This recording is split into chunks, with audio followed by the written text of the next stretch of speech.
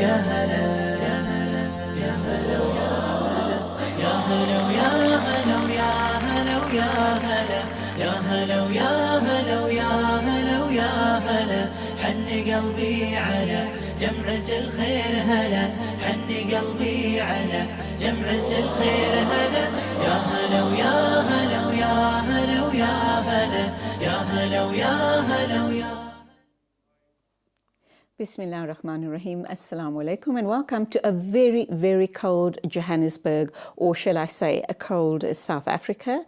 Yes, the cold is biting and we have been warned by the weather services that this is what we can expect over the next few days. So do remember to dress up very, very warmly before you go out. And of course, there's a reason for the seasons and we're not complaining. We say shukr alhamdulillah for all of Allah subhanahu wa ta'ala's mercies.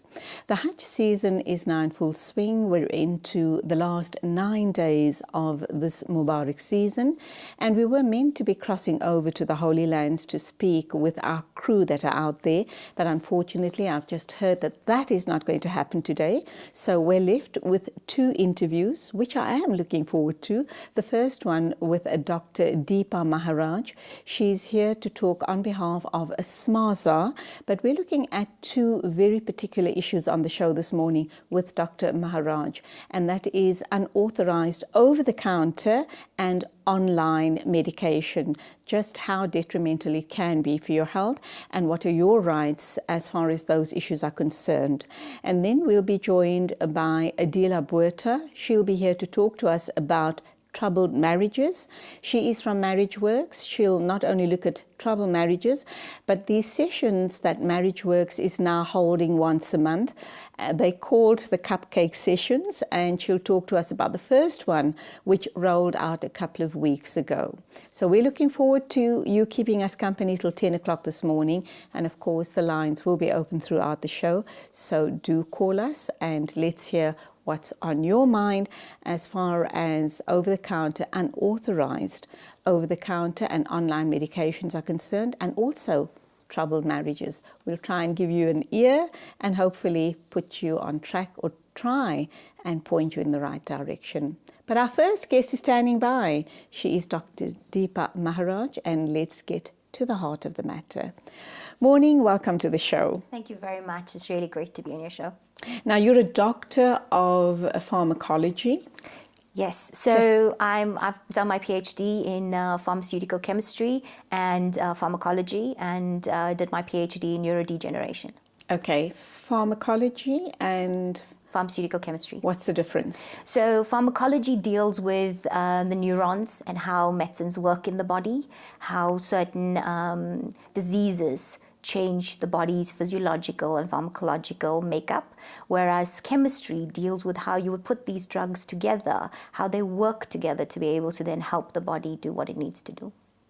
But it would be correct to say that despite the disease that you're trying to reverse or possibly help the patient cope with in terms of medication, that even though that goes a long way in assisting the patient in overcoming that particular condition, it all comes at a price, and that price is side effects. Yes, definitely. You know, any medication, unfortunately, is not free of side effects. If somebody tells you that, they're definitely lying to you, because to be able to support one part of the body's physiological and system, you have to sometimes sacrifice the other part. So most common side effects that you would experience with most medication is nausea, vomiting, headaches, muscle ache, muscle pains. Generally with over-the-counter medication, that's the general side effects, and that's because you're trying to suppress something else to support the other part of the body. Our grannies and the older generation and natural healers are of the opinion that sometimes you need to allow a condition or a disease or a fever or whatever it is to run its course, and just let your body try and heal naturally and not suppress the condition by way of medication? And I know that's an unfair question for you, but how do you feel about it? So I think there's definitely merit in it, because if you look at a lot of the sort of acute conditions, so those are short-term conditions like a headache, like sometimes even the flu. These are self-limiting conditions. They generally sort themselves out. It's when they become full-blown, chronic and severe that you need a doctor and you need more sort of pharmaceutical care. So generally over-the-counter medication is used to support those symptoms where, a person really can't manage a headache, needs to go to work. So you would take an analgesic, a headache tablet, to make sure you can still support your lifestyle. But most of them are self-limiting. So there is merit to what the natural healers say, to what the homeopaths say. And also there's merit in their medication. If you look at it now, there's a lot of interest about natural therapies, about homeopathy, about Ayurveda. And people are looking at these natural remedies as the sort of solution to their ailments. And that is why, the regulators are looking to regulate these medications so that they have the right quality so people can actually take them. So I think there's merit in both. It's just making sure you're informed about what you're taking. Can you marry the two? Definitely. A lot of people do that. A lot of people, especially in chronic conditions, marry the two. One supports more the pharmacological, so more the neurological effects of the body, whereas the other one would support the natural healing process of the body. So definitely people marry the two. The two work very well together. But again, it has to be informed. You can't do it on your own. You need the support of a qualified person to help you. All right, we're going to talk about a whole host of issues this morning. I want to talk a little bit about cancer medications as well. But before we get there, you are sitting with your SMARZA hat this morning. Yes. Tell us your role at SMARZA. And I'm sure our viewers will remember that last week we had Nicola Brink from SMARZA here. But no, we're not repeating that interview.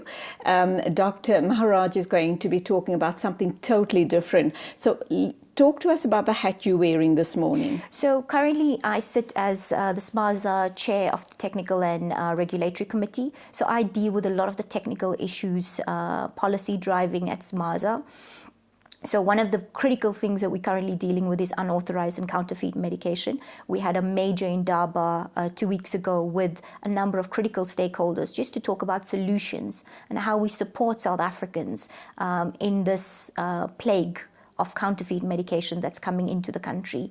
So really that's the hat that I'm sitting with. However, I'm also working for GlaxoSmithKline. So I'm their regulatory and technical director at GlaxoSmithKline for Africa. So come with a vast array of experience. I've been in industry for over 15 years. Wow. I think especially in the over-the-counter industry. Okay, now there's so much to cover this morning and we do have a bit of extra time, so I do hope that we will be able to do justice to all of the questions this morning. We spoke about side effects just now, and there are a lot of people who suffer from cancers, and because the side effects of the medication is so horribly toxic, for want of a better word, that they opt not to take their medication. Is that a good idea? No, it's not. Because if you look at it, cancer, especially any type of cancer, it's really, it's your own cells attacking themselves. So you need the medication to actually stop that process. A lot of the oncology drugs help to reduce or slow down the progression of the cancer. Although people say they feel sicker Yes, on medication rather than off the medication. Yes. So there's a reason, because there's two types of medication. So if you're looking at sort of the radiotherapy, and then you're looking at traditional oncology drugs, what they actually do is they go and attack the cancer cells, but they don't distinguish between good and bad cells, right? So they're going to attack all cells, and that's where you tend to feel very sick. But it's for your own benefit, because you don't want the growth to continue, because ultimately, cancer can be detrimental.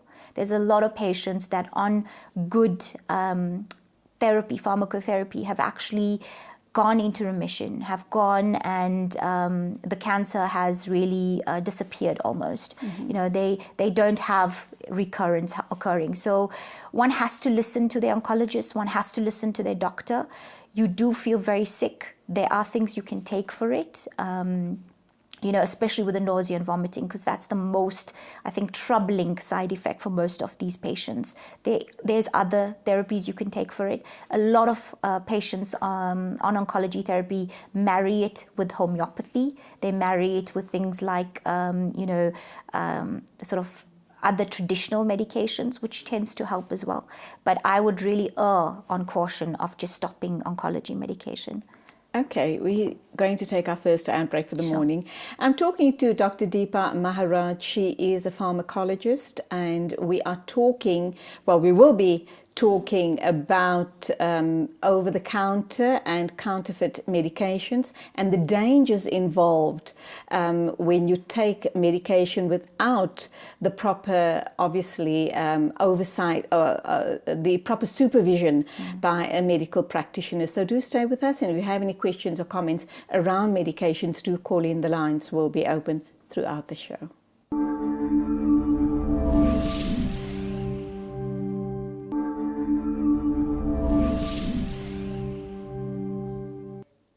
We're talking to Dr. Deepa Maharaj. We are going to now tackle the issue around over-the-counter and online medication, just how dangerous it can be for your general health and well-being, and what it is that you should be looking out for, and when is it that you stop over-the-counter medication and consult with a healthcare professional. Deepa, we can't take every cough and cold to a doctor, and a lot of us do self-medicate, and for most of the time it does work. But what are the warning signals? When do you have to then stop self-medicating and go and see a healthcare professional? So self-medication, as it stands, it's short-term. Right? You shouldn't be using it longer than 3 to 5 days, sometimes longest even 7 days. That's what most of the warnings on these OTC medications say. You generally take it to support the symptoms. You're never treating the condition. So let's take, for example, you mentioned, the flu seasons here, cold and flu. Most patients self-medicate for that. You're treating the side effects. You're generally treating the influenza, which is a viral infection, because at that point, you've got a runny nose, your mucus, your sputum is still very white. At that point, you can self-medicate. You're treating the symptoms to help support the body do what it needs to naturally do. Once it becomes, the common cold with a more yellowy brown sputum, where you're feeling really drained, you can't even get out of the bed, that's the time you need to seek a doctor's advice. Because at that point, you're going to need antibiotics. You're going to need a little bit more stronger pharmacotherapy to help support your body do what it needs to do. So I think you need to know your body. For me, the advice that I always give any patient that comes to me, or somebody, even family member that needs support, I say, know your own body. Know what your body can handle. Know when you need to ask for help from a healthcare professional. So know your body and listen to your body. Yes, definitely. Obviously, and that way you can probably cut short the span of the sick days that you're going to be taking off. Definitely. Let's look at the issue around, you mentioned just now counterfeit medication, which is flooding the South African market. Obviously, this is not available at your local pharmacy, for example. Where are these people selling these medications, and how will I know that what I have bought, if I do go to a disreputable pharmacy, that I am in a position of a counterfeit medication? So I'm going to break that question up because there's two parts to it. So I think first thing is we have so many enablers in South Africa that allow for counterfeit medication manufacturers to bring these products in. You said in your local pharmacy you might not get it. You can get it because of how porous our borders are, because of how fragmented our distribution chain is. It's very easy for these counterfeit medicines to sort of pour into our system and get even into your local pharmacy. They look so genuine. They look sometimes even better than the original manufacturer's product. They are perfect copies of the product, but they are substandard medication. So they generally falsified. They not containing the same active ingredients. The contents don't match what it should be, and they're not manufactured under the same conditions as a traditional approved pharmaceutical product. So one has to be very careful. Some of the enablers that we've seen is, our borders. It's easy for a truck to say, I'm headed to Zimbabwe, and then hit a pothole and a box falls out and then it enters into the South African market. We've got local manufacturers, counterfeit manufacturers making the products in South Africa and then just shipping them through the distribution system. We have issue because there isn't political will. There isn't the will to try and curb counterfeit issues. The fine for a counterfeit supplier is so minimal that, it's a slap on the wrist. I would rather say sorry when I get caught and then continue doing it somewhere else, just move my operation. So I think there's a lot of enablers within South Africa. The biggest enabler, and we've seen this, is online purchasing of medication. The internet has opened this array. That's frightening. I wonder at people who do online shopping, and I'm sure that it works perfectly for a lot of people. I don't think it's something for me. I probably, maybe at some stage in my life, might purchase a few items online. But medication, I would never take the risk. Why would people go that route? Is it a cost factor? I think it's both. I think there's many things. So there's a cost factor, definitely, and that should be your first warning sign. Because if a medication is really, really cheap and available in bundles, you should immediately think this is not going to be legitimate. The second thing I think is because of the long queues. People are tired of waiting in queues. They're tired of going to pharmacies to be able to purchase their self-medication. Many people think, I've got my chronic script. Why do I need to go to a pharmacy? It's cheaper online from this site. Let me just buy it there. And it's more convenient. It's delivered to my house. It's also the cost factor of having to pay a healthcare professional every time you need a repeat script. So why should I go pay a doctor when I know I can just buy it online and nobody's checking? So it's a lot of those. I think it's convenience. It's the easy access. It's the fast way of getting a service that people want. But it's opened up people to their own vulnerabilities where they now become sort of victims rather than, being able to be more informed about what they're purchasing. So the price you pay is that you're going to get an inferior product and probably leave you feeling much sicker than you actually did before the outset of self-medicating. Well, not even sicker, it can leave you dead. It can be detrimental because you're playing around with medication that might have none of the active ingredients that you're looking for. You could have something in it that it shouldn't have. It could be... and a lot of them are adulterated, they're substandard, they're produced in conditions that are unbelievable. So you can just imagine the contamination. And lots of people have, it's resulted in detrimental consequences for them. And there's absolutely no way for a lay person to pick up on this, is there? No, there isn't. But I think, again, like I said, one has to be informed. So especially with chronic medication, read the package insert. I know it's a long document. I get people telling me, but Deepa, it's so scientific. I don't understand the language. What would I pick up from the insert? So what's the most important is read the active ingredients, right? Then check it on the label. Look at the color of the tablet that it should be. Look at the presentation. And there it would say it's a round tablet, pink color with a score mark. Look for those, those sort of familiarities on the actual product before you take it. And then, look for spelling mistakes. All right, spelling mistakes, I know that's a key thing. Yes, that's a key thing. But in terms of the package insert, obviously the counterfeit producers are going to put in their own insert. I'm going to follow their insert and I won't know the difference. So what they generally do, because the insert's the easiest thing, they basically make a copy of the original. Yeah. Okay. So they really don't have the scientific backing or the technical background to be able to say, okay, I'm going to create my own. So literally they'll copy exactly what's on the originator's product. What they then don't realize is they don't match the two.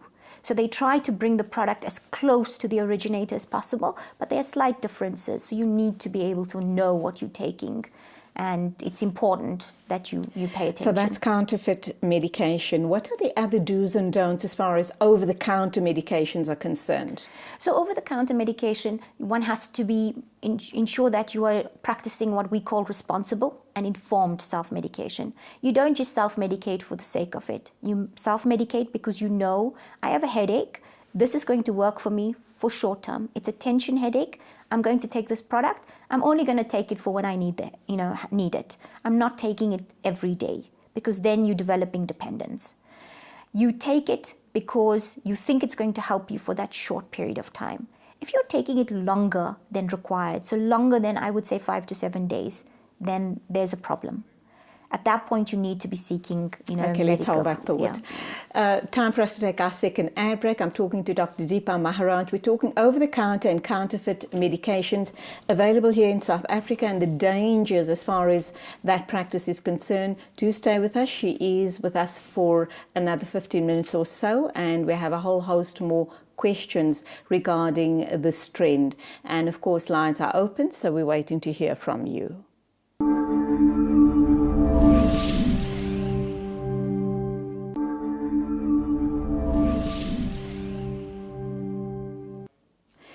And we'll be saying goodbye to Dr. Deepa Maharaj in the next 15 minutes. Adela Buerta is standing by to talk to us about troubled marriages.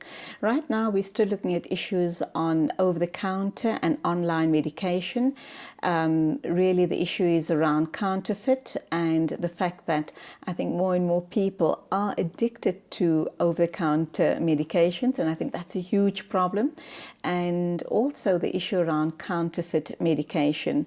Deepa, what are the large pharmaceuticals and authorities? Are they doing anything about the scourge, obviously the counterfeit medication, which is not obviously effective, it doesn't do the job, and could result in probably killing people? So at the summit that we had 2 weeks ago, it was agreed by all the critical stakeholders. So Department of Trade and Industry, the Medicines Control Council was represented, Port Health, Customs. We even had the SAPS involved, South African Police Services. They actually committed to forming a task team together with industry, the big pharma companies, and even the local manufacturers to curb this issue. But I think what's critical is for people to actually report this, because our reporting is very poor. So if we don't know about it, it's hard for authorities or even industry to do anything about it. Report if you think there's something wrong. Phone your company that should be providing that product. Tell the MCC, tell the Department of Trade and Industry. Constant reporting is going to help bring the visibility towards this. We have committed to ensure there's constant training. So for products from the pharmaceutical industry, to do training with the officials, to make sure there's education campaigns out there for patients to understand what they need to look out for. So remember, we spoke about the spelling mistakes, we spoke about reading the package insert.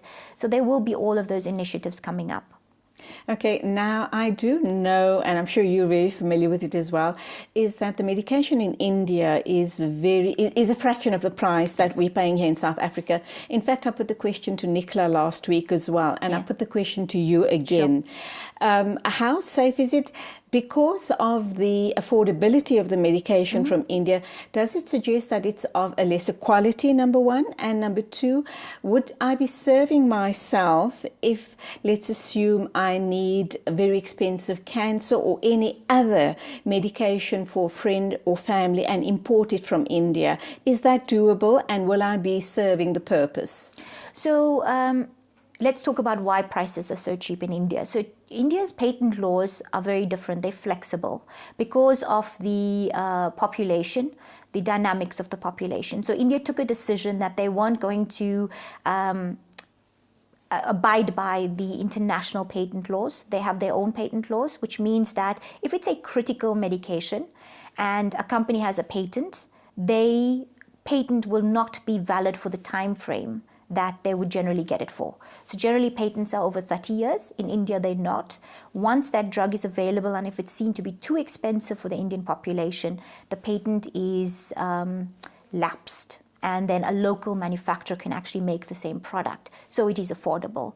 There's a lot of local manufacturing in India. they actually support that, that leads to easier, more affordable, accessible medication. But not at the cost of the quality of the No, meds. no.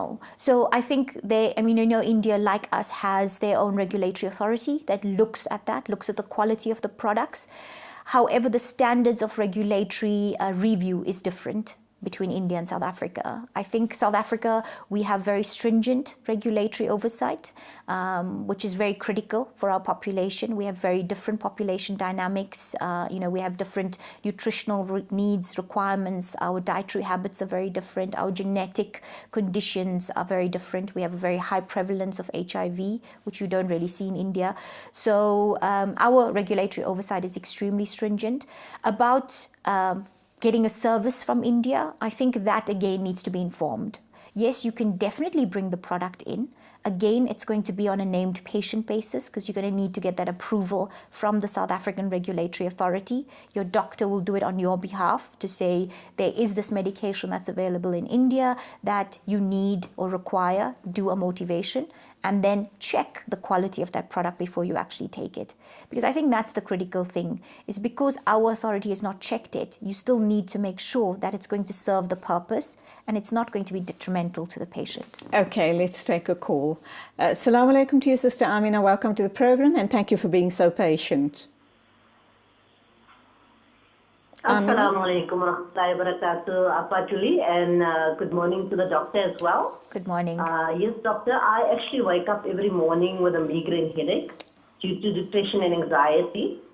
But as they say, apple a day keeps the doctor away. I have an apple on an empty stomach in the morning, and with Almighty's mercy, it actually does help with a migraine headache. And I advise many other people to do the same. And then also we find that some people would like to ask on groups, what can I use for this particular problem? What can I use for that problem? Dangerous. But the problem is they have chronic conditions. So we can't advise them. We rather send them to their specialists. And that is what I do on my disability group that I have. That's very because good. It's a risk for that person. Because you must also look at the interaction of medications. Definitely. It can clash and it can cause big problems, doctor. And just one last thing with regards to interaction of medications, we find that we are taking different medications for the same problem, like me being epileptic. It can, one medication, as doctor knows, can actually cause the other medication levels to drop. Yes. Now, many people are not aware of these things. That is just some points that I had said. But thank you very much, and Jazakallah to ITV for wonderful programs every week. Shukran very much. Shukran, dear sister, that was a great call. Yes. Of course, the interactions is a very, very important issue, and that's not a call you and I can make. You have to speak to your doctor about the different meds that you're on. Definitely. And he needs to, or your pharmacist would be able to tell you that this combination is disaster and then probably change your meds. Am I right? Definitely. And I think, also it's not only on the meds, it's about other conditions. So you need to tell your doctor, I'm pregnant, or I'm breastfeeding, or, I'm trying to fall pregnant, because all these medication can actually inhibit some of these journeys that you are on. So very important. I think the caller was absolutely on par that interactions between medication and understanding what you're taking is very, very important. Especially epileptic drugs, like she mentioned, taking one might actually reduce the levels of the other. So actually make it almost you feel it's not working. So it reduces the effects of that product. One has to be aware of these side effects. One has to be aware of the interactions. Also, there can be detrimental interactions because one can actually enhance the other one and then cause, an overdose, which can then result in the patient going to hospital. So very, very important to understand. What's also important, I think, is when patients are taking vitamins and, all of these complementary products, it's also to understand those products and their effects. Is it important to mention to your doctor or your pharmacist that I've been diagnosed with this condition, these are my chronic meds or whatever it is, but please be aware that these are the supplements that I'm on as well. Because we fail to do that, don't we? Yes.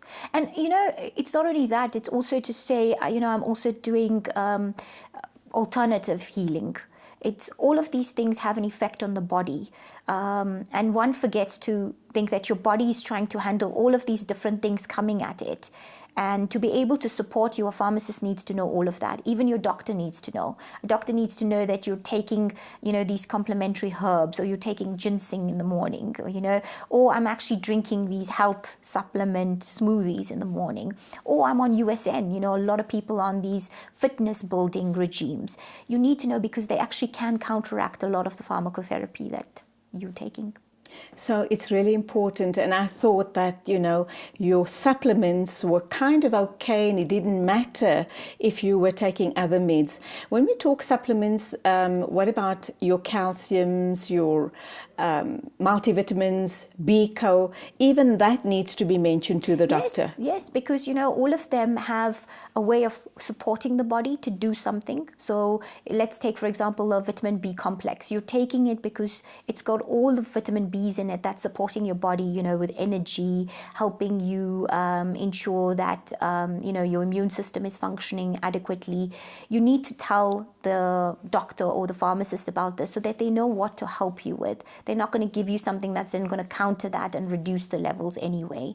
They will give you something that complements the two very nicely. I did very much want to talk to you about the paper that you presented, which resulted in you going to study in Australia. Yes. But we've actually run out of time, so you definitely do have to come in another time to come and discuss that paper, Definitely because it has to do with Parkinson's. No, Alzheimer's disease. Alzheimer's. Yes. And I think we are seeing more and more of Alzheimer's presenting all around the world. Yes. So please, we need to book you for another session. Thank you so much for being with us. Thank you very much for inviting me. In closing, what do you want to say to our viewers this morning as far as OTC and online meds is concerned? So I think my advice to you is make sure that you know your body, you listen to your body, and you practice responsible self-medication. Self-medication is not bad, but if it's practiced responsibly, it can really be beneficial to you. Thank you. Thank you. Have a great day. Thanks.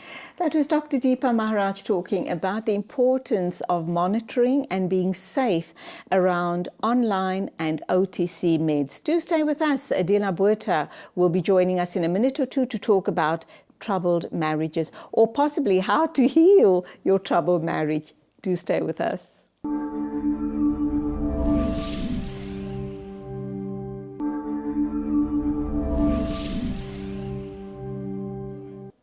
And welcome back. We're into our last interview for the morning, but obviously it's going to be slightly longer than usual because we're unable to cross over to the Holy Lands, to Azizia. Inshallah, during the week, during the course of this week, we will be doing lots of live crossings to get an update on what's happening in the Holy Lands. It is the final days of the Mubarak month of Hajj, and we have lots and lots of South Africans and our loved ones undertaking this journey. And we know that over the years, ITV has worked long and hard to perfect the feeds, and they are bringing the most amazing feeds and live coverage of the Hajj, which we are truly looking forward to.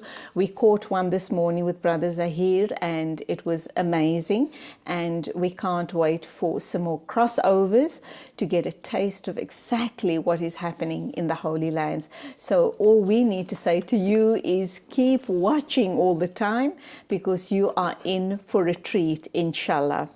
Next on the show, we're talking to Adila Buerta. She is with Marriage Works, and we are going to be talking about the cupcake sessions, which they are going to be having once a month. They held the first one about 3 weeks ago. She'll tell us what exactly they're all about, but I'm going to ask her by way of introduction just to remind us what Marriage Works is all about. Assalamu alaikum, welcome to the program. Wa alaikum salam. I'm thrilled to be back. I'm thrilled to have you, and I must say the last session with you, Ibrahim Patelia, who is your dear husband, your better half, yes, and of course Maulana Ali, Akhtar Ali. Yes. and we did the three-way interview. You focused on the counseling and therapy side.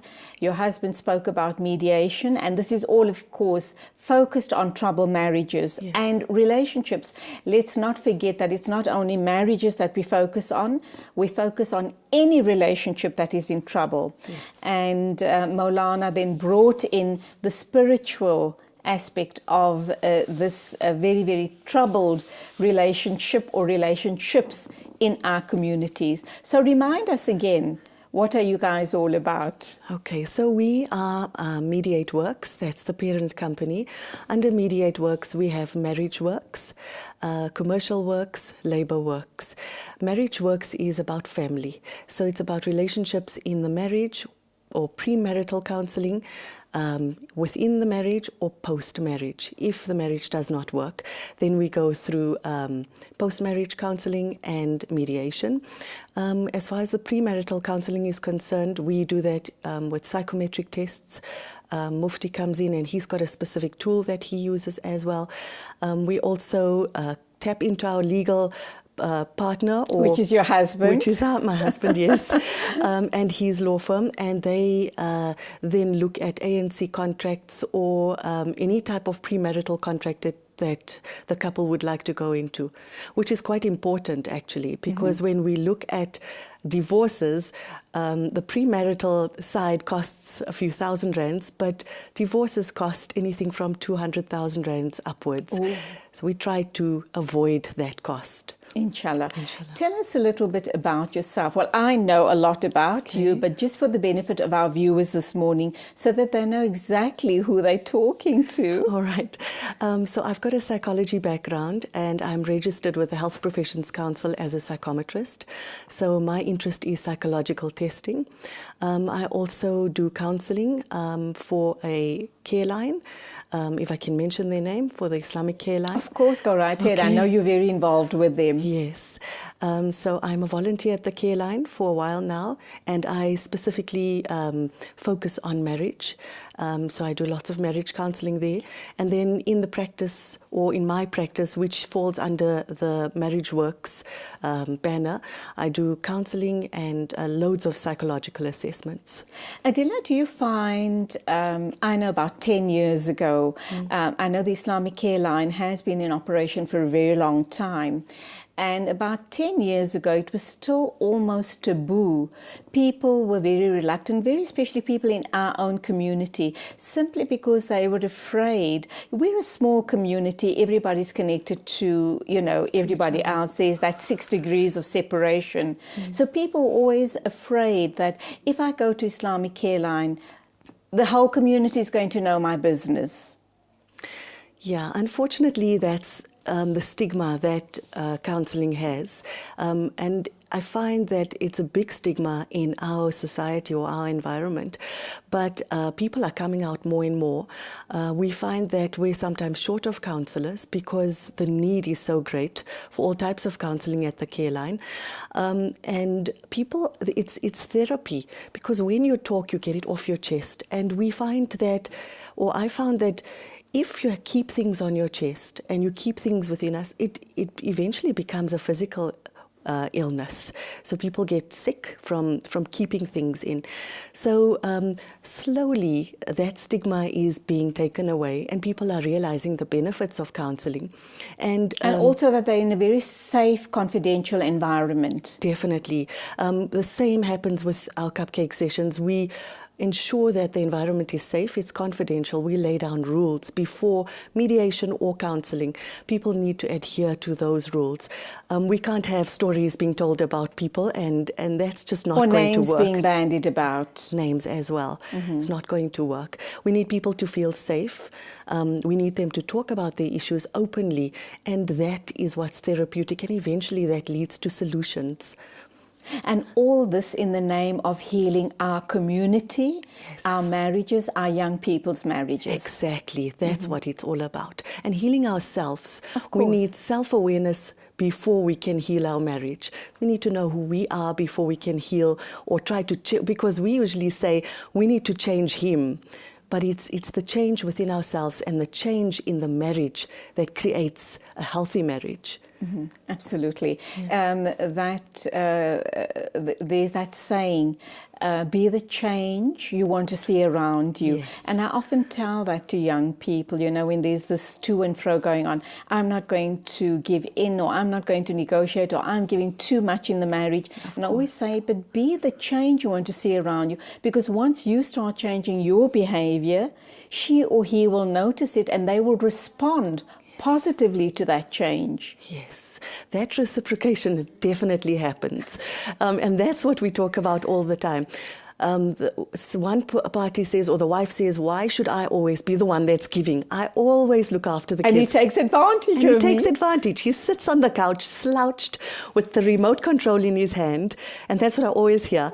And he doesn't even help me. He doesn't see what I do. And I do laundry, and I cook, and I work. And so women feel overwhelmed by the tasks that they do every day. And they eventually give up. And they say, I'm not even trying with him, because I've tried with everybody in the family, and he doesn't see it.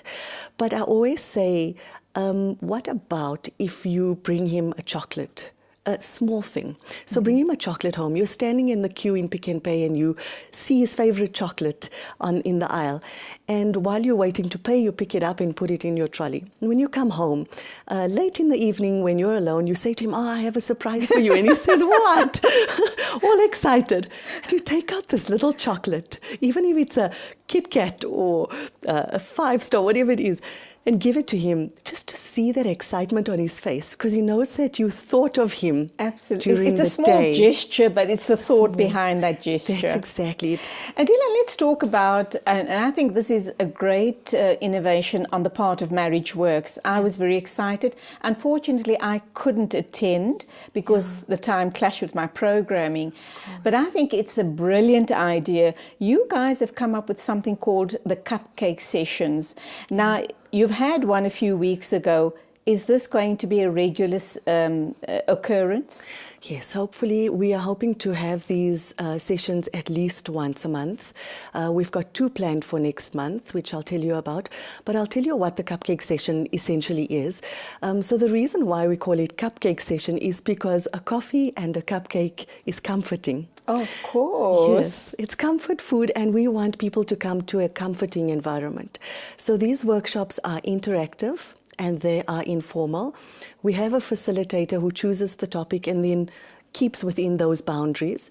But we expect the participants to chat to each other, to form bonds with each other, to realize that they're not alone in whatever they're feeling. So it's more like a safe space where you talk about your issues, Yes. but also because there are other participants, it ends up being a support group as well. It Maybe does. not necessarily ongoing, but who knows what could come from that, come of it. Exactly.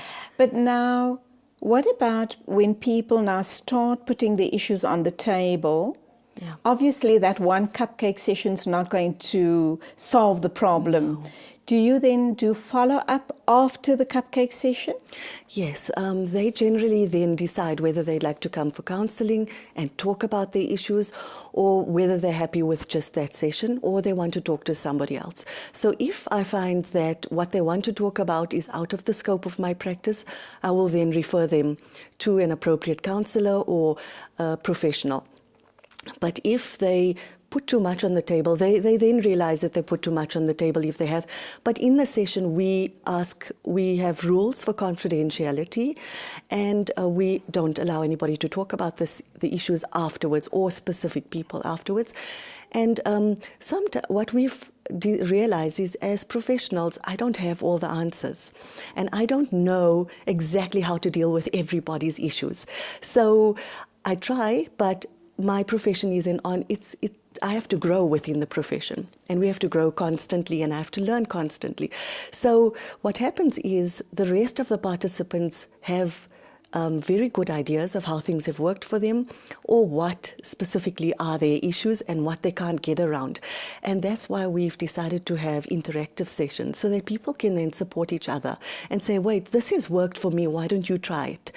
And that person would say, I have tried it in this way. How else can I try it that it will work better for me in my marriage? So it was really good. The first session was amazing. We kept it to females only. And they came through and initially were a little bit scared to talk. But when they started talking, they couldn't get enough of each other. Oh, wow. Yeah, it was amazing. I sat there and thinking, didn't want the wow, session to end. They didn't want it to end. And obviously they had lovely cupcakes and amazing coffee. And it went out of the room and it went into the waiting area and they sat on the couches and they just talked to each other and took each other's numbers. So obviously that's saying that they were in a very, very safe space and they were able to truly get everything off their chest. But let us take an ad break. We'll be back to talk about exactly what it was that you uncovered. And I think the subject matter there was, I'm bored in my marriage. Okay, yes. And that's what we're going to talk about right after the ad break. I'm bored in my marriage. Help. What do I do?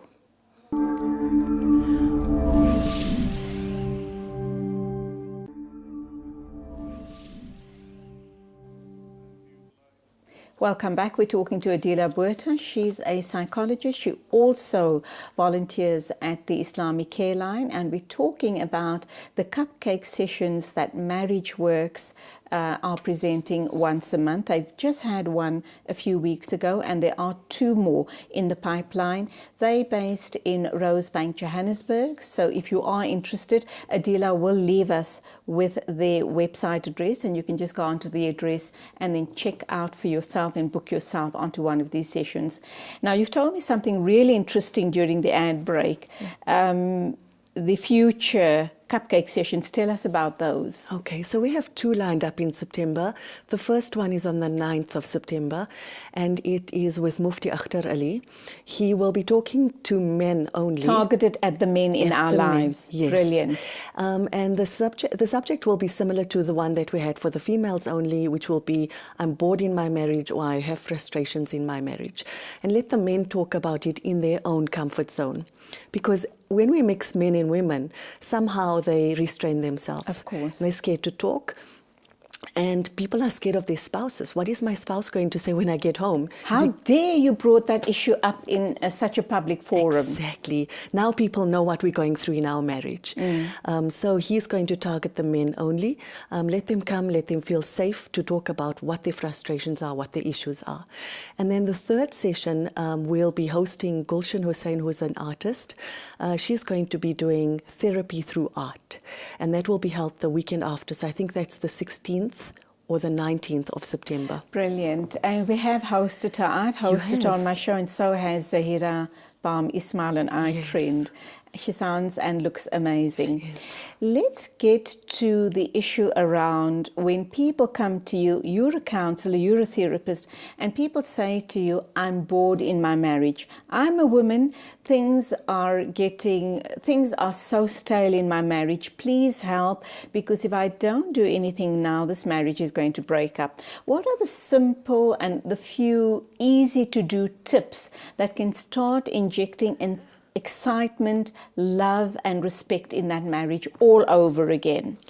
So what we do is I generally ask people to tell me why they got married, what led them to each other, why were they attracted to each other? And they need to go back and see what it was that created that spark in the marriage. Obviously, they've come down the line, and once they get married, their children, their responsibilities, there's work. So they come home, and part of that boredom is also frustration, it's anxiety, and it's stress. And South Africa has, I think, one of the highest anxiety and stress rates. We get in the car in the world. We're stressed at every single robot because we're not sure if the person's really genuinely begging for food or is going to break our window. So what happens is we have this anxiety and stress, and we bring it home, and at the end of the day we're exhausted. We're too exhausted to make the effort with each other. So the simple things are one of the things that I said earlier, to bring your spouse a little gift now and then. It doesn't have to be expensive. Think of them in the day and send them a WhatsApp message or a text message, not incessantly messaging the person because that's nagging. So a little message to say, I'm thinking of you and I can't wait to see you at home later on. Things that are exciting that you know that your spouse likes and will get you to come home. For example, I was seeing a couple for quite some time, and they came to me, and eventually, after quite a few sessions, where they were progressing very well, they said, "We've realized that we're bored with each other." And the wife said, "I don't think the husband wants to come home every evening. He's more excited by the people at his work." And we thought about what can you do to make your husband want to come home every evening? Where he phones you in the car and says, "I'm on my way home, I'm so excited to come home to you."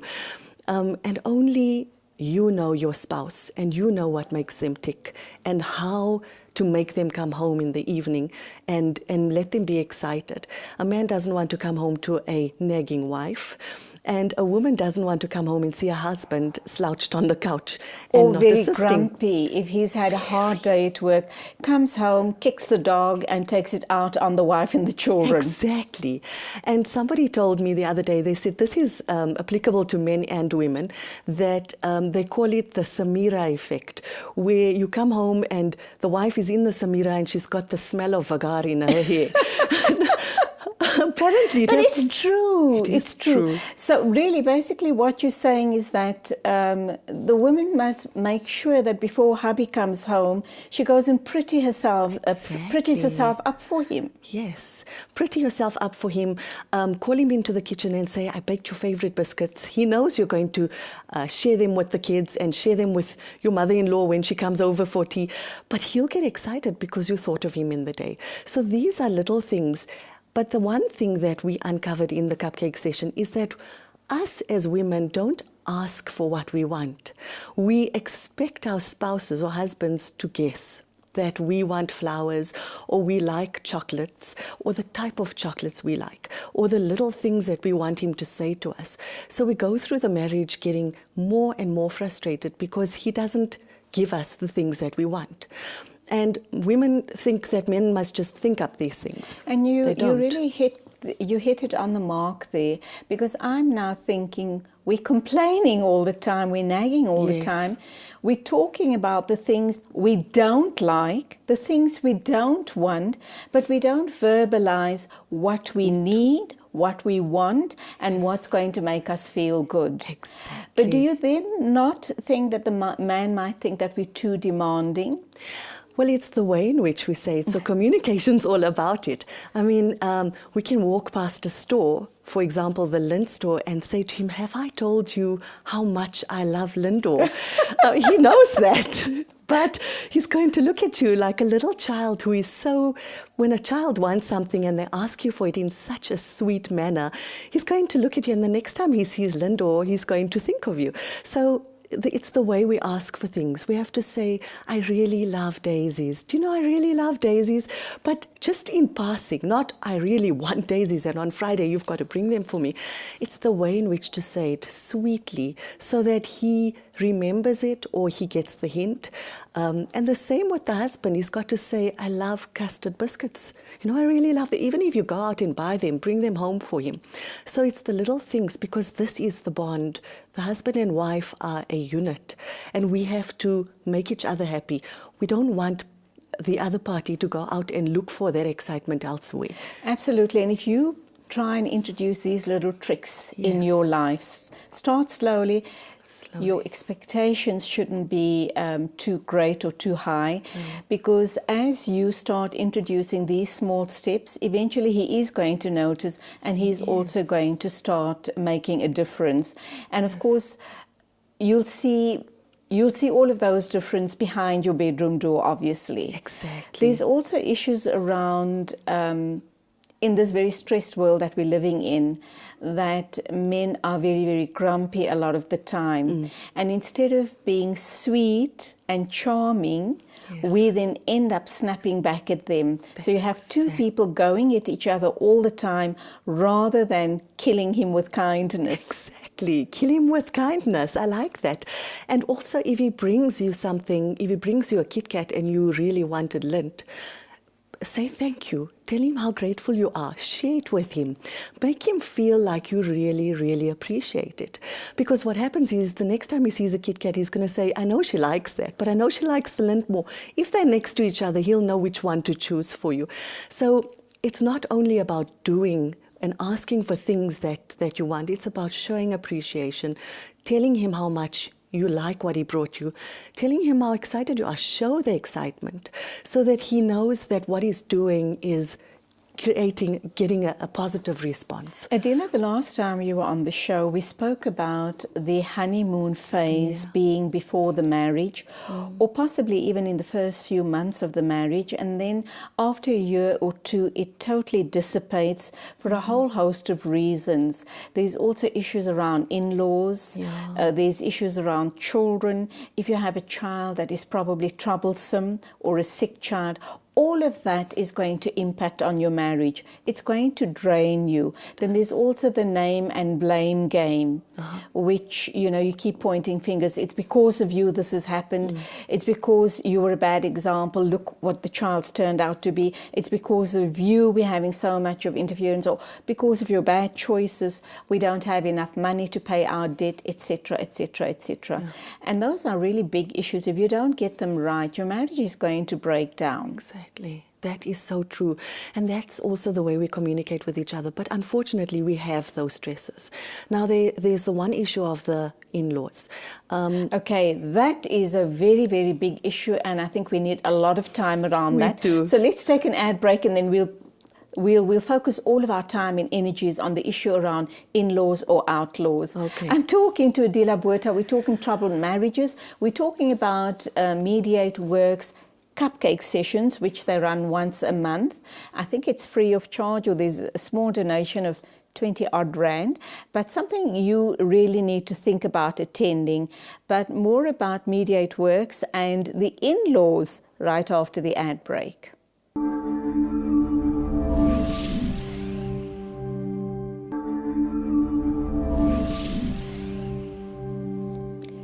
And we're into the final segment of the show this morning. We're talking to Adela Botha.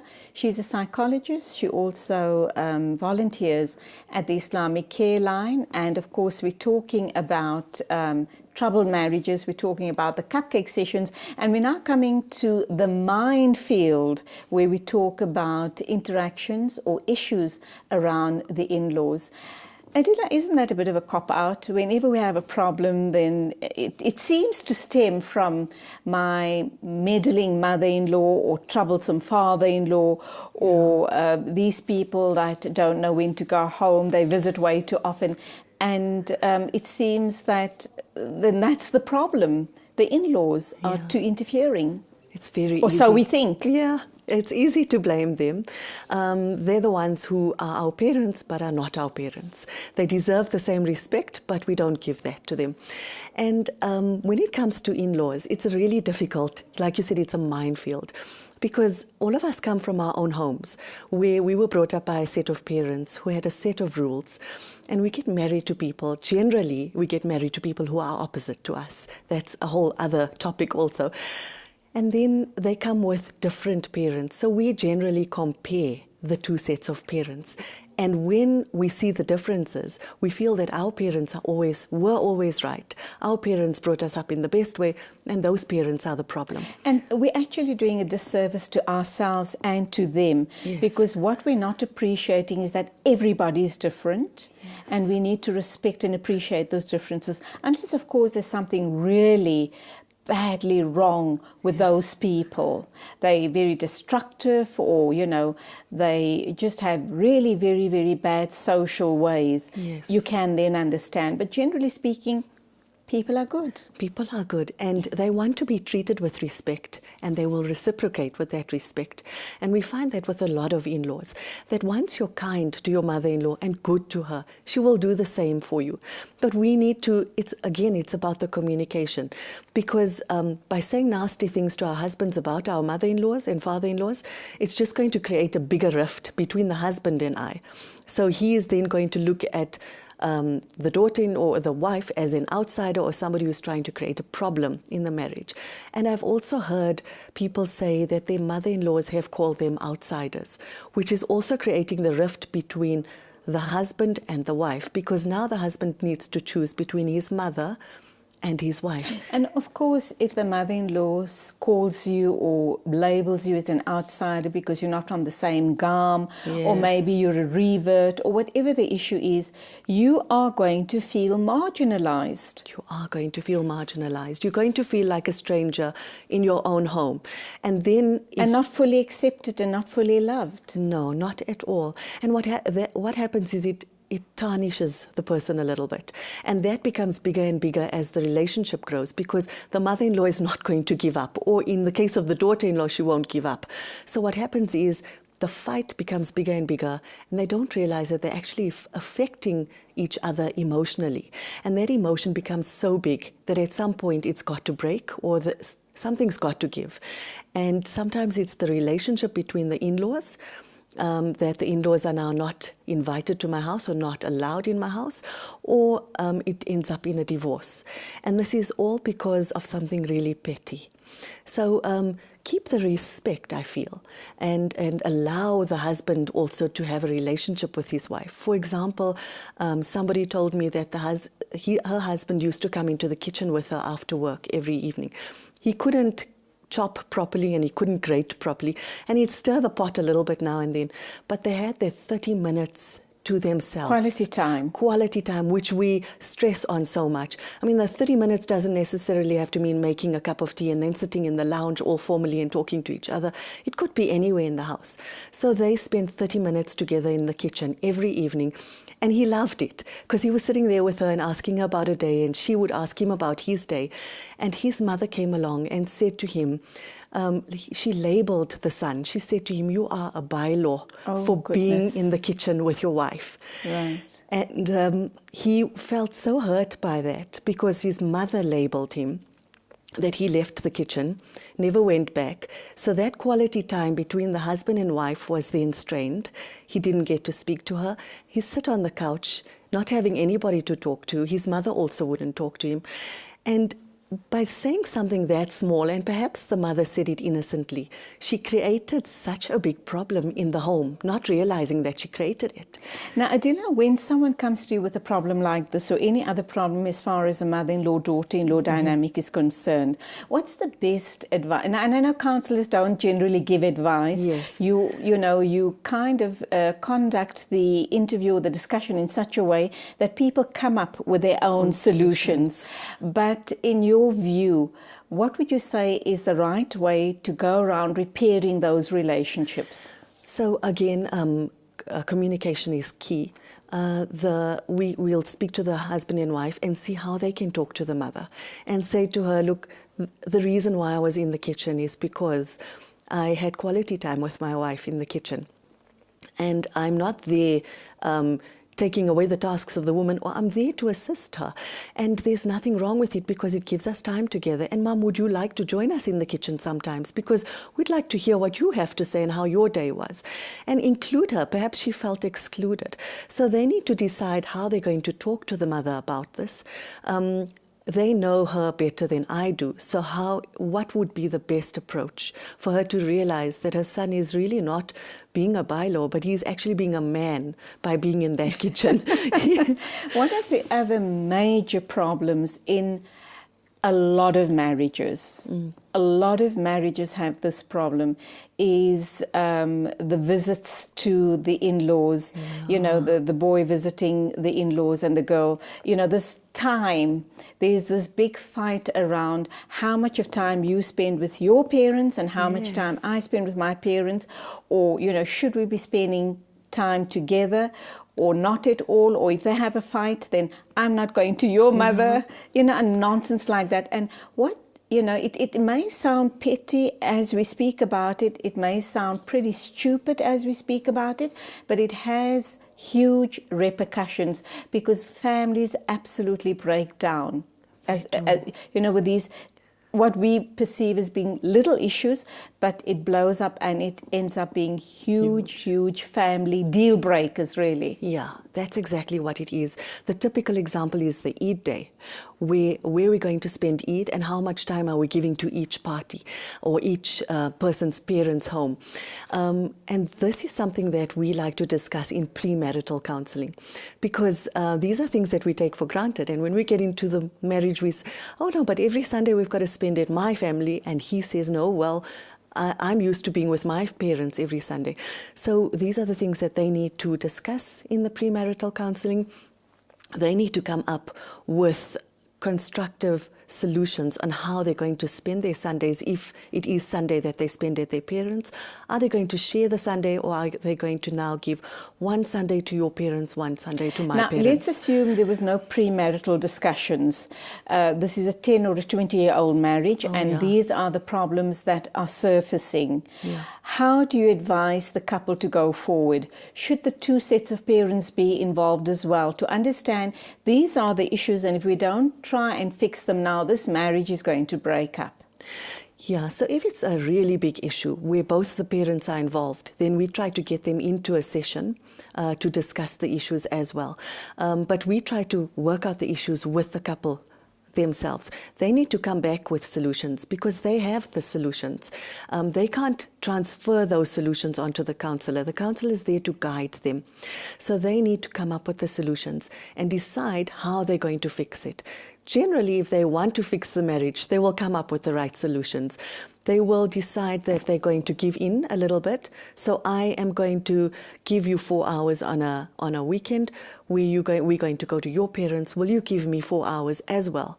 So we go to my parents. So they need to come to that sort of compromise. And that is what marriage is, essentially. It's compromise. Compromising in all aspects of the relationship. And when we talk about the families, we can also talk about our friends, because a lot of people give up their friends when they go into a marriage, and they give up their identities. And that's where a lot of the boredom comes in, because there's no outlet. There's no coffee with my friends. There's no spa days. The husband doesn't go out and meet his friends, so where does he get that conversation from? Because they don't generally only get it at work. And these are the things that we need to give each other, the space to go to our parents alone. Sometimes we just want to be with them alone, to have a coffee with our friends, to spend a spa day with the girls. And I'm not saying do it and every allow day. the husband a sport event once a week or twice a week. Yes. However much time is necessary for those healthy outlets. Do you ever find, or have you ever found in your years of counselling, where you have a couple, the issues are little issues which have built up over time, and neither one of the party wants to give in, and it comes to close to breaking point? What do you do in a situation like that? Yeah. When if they don't give, if they don't try and meet each other halfway, this marriage is going to break up for something really stupid. That's it. It happens so often that either party can't see beyond what the issue is. So they believe the issue is the be-all and end-all. And from the outside, you can see that it's a small issue, but on the inside, it seems like the biggest issue. And if we get to that point, we try very hard to save the marriage. We try to show them how small the issue is. We put them through all types of different counseling methods to allow them to broaden their perspective and see things from the other person's perspective. But when it gets that far, and they are both not willing to budge, then they're not willing to fight for the marriage, All right, unfortunately. we've come to almost the end of the show. Let me just ask you this final question, whether you agree or don't agree with this. A lot of times when you see a marriage is troubled, and you often find the in-laws coming together and saying, please reconsider your decision for the sake of the children. Do you agree with that?